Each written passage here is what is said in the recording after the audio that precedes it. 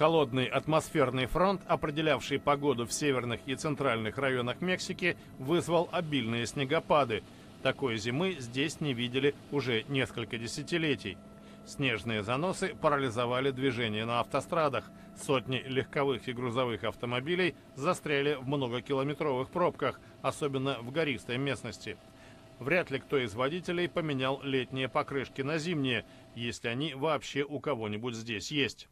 Пешеходы, напротив, вполне оценили редкую возможность заняться зимними развлечениями, поиграть в снежки и полюбоваться заснеженными видами.